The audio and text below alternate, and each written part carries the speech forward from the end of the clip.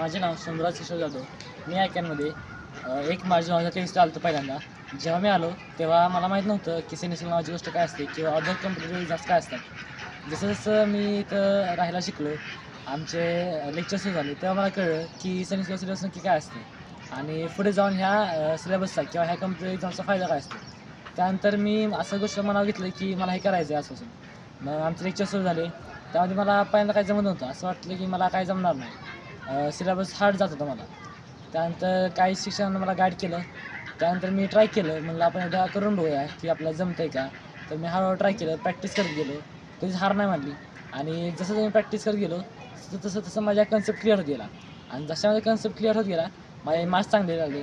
आमचे विकली mock taste व्हायच्या किंवा टेस्ट व्हायच्या सिम्पल, त्यामध्ये मला पहिल्यांदा कमी मार्क्स येत होते. जसं जसं मी तयारी केली चांगली मला चांगले मार्क्स यायला लागले. मॅथ्स विषयामध्ये हार्ड जायचा मला मॅथ्स, तो पण चांगला गेला.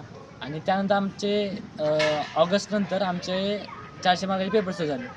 आता त्यामध्ये काय होतं की पूर्ण सिलेबस रिवाईज होते त्यामध्ये. आता त्या मॉक टेस्टचा फायदा असा होता की जसं जसं म्हणजे जेवढं मॉक टेस्ट जास्त सराव होईल तेवढं तुमचा एक्सपिरियन्स वाढतो. एक्सपिरियन्स वाढल्यानंतर जी इफिशियन्सी असते ती इफिशियन्सी वाढते आणि एकदा आपली इफिशियन्सी वाढली की आपला प्रश्न जर अगोदरच्या वेळेस चुकला असेल तर तो पुढच्या वेळेस चुकत नाही. आणि MCQ असल्यामुळे आपल्याला ॲन्सर क्लिक करण्यासाठी जास्त मदत होते. आणि जसं आमच्या मॉक टेस्ट झाल्या, मला आठवतं मला पहिल्या मॉक टेस्टमध्ये 400पैकी फक्त 220 मार्क होते. त्यावर मी हार नाही मानली. मला गाईड केलं सर शिक्षकांना की आत्ता जरी कमी मार्क पडले तरी काय नाही, फक्त प्रॅक्टिस करत राहायची म्हणजे आपले मार्क्स इम्प्रूव्ह होत राहतात. आणि जर नाही प्रॅक्टिस केली तर आपण आहे त्याच जागेवर राहू, नाहीतरी आपल्या त्यावेळेस कमी मार्क पडतील. मी ऐकलं शिक्षकांचं, चांगला हार्डवर्क केला, पुढचे माझे मार्क्स वाढत गेले. मला आठवते माझा हायेस्ट स्कोअर त्यावेळेस 344 होता. आणि झालं त्यानंतर आमचा 28 जानेवारी 2024ला सायन्सचा पेपर होता. त्यानंतर मी पेपरला गेलो. मला वाटलेलं पहिल्यांदा की मला चांगले मार्क्स नाही पडणार. पण जसा मी अभ्यास केला होता मला माहीत होतं माझा अभ्यास पूर्णपणे प्रामाणिक होता. मी चांगला अभ्यास केला होता. त्यामुळं मला सायन्स स्कूलला 400पैकी 354 मार्क पडले आणि माझं 7 सायन्स स्कूल सिलेक्शन झालं होतं. पण काही कारणास्तव मी जाऊ नाही शकलो. ह्या वर्षी मी माघारी परत आलेलो आहे आयकॅन ट्रेनिंग इन्स्टिट्यूट पंढरपूरमध्ये.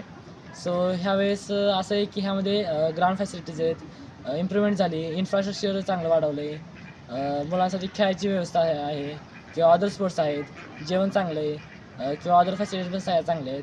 आणि आता ह्यावेळेस असं झालं आहे की मला आता मागच्या वेळेस मी सगळं म्हणजे सिलेबसमध्ये माझं झालं होतं पूर्णपणे सगळा मॅथ्स IT वगैरे माझं क्लिअर झालं होतं. ह्यावेळेस मी फक्त सायन्स सोशल स्टडी ह्या 2 विषयावर फोकस केला. आणि ह्या वर्षी मी त्या विषयावर फोकस केल्यानंतर side by side me IT किंवा मॅथ्स असेल त्यामधले अवघड क्वेश्चन, आता मागच्या वर्षी काय व्हायचं की मागच्या वर्षी मी एवढे अवघड क्वेश्चन सोडवायचं नाही आणि ह्या वर्षी आल्यावर मी माझे क्वेश्चन जमले नव्हते ते मी सोडवायचा प्रयत्न केला. हळूहळू मला ते क्वेश्चन जमायला लागले. त्यानंतर आता मी बघतोय ह्यावेळेस मला मॉक टेस्टला डेली मॉक टेस्टला 360, 70, 80 असे मार्क पडतात. आता हे मला एक्सपेक्टेड होतं कारण की मी जसा अभ्यास केला होता तसं शिक्षकानं सिलेबस घेतलेला माझ्याकडनं. आणि आता आमची फेब्रुवारीमध्ये आमची नवोदयची एक्झाम झाली. त्यामध्ये मला 100पैकी जवळपास 90च्या मार्क आहेत आणि माझं नवोदय विद्यालय सोलापूर पोखरापूर इथं सिलेक्शन झालेलं आहे. आता मी असं अपेक्षित करतो की माझं सैनिक स्कूल सातारा किंवा इतर सैनिक स्कूल कुठल्या तर महाराष्ट्रामध्ये माझं सिलेक्शन नक्कीच होईल. थँक्यू.